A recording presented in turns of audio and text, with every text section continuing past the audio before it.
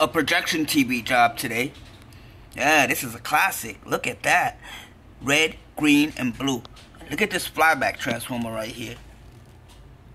This is the high voltage transformer, and it's driven by the horizontal output transistor.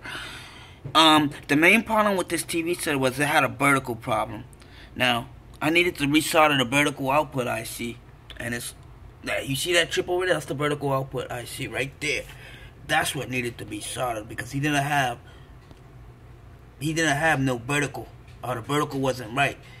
At first I thought it was this over here, the convergence. But these are actually good because we don't have no convergence. Your convergence is actually good. This is the switch mode power supply, the chopper. Tuner, control,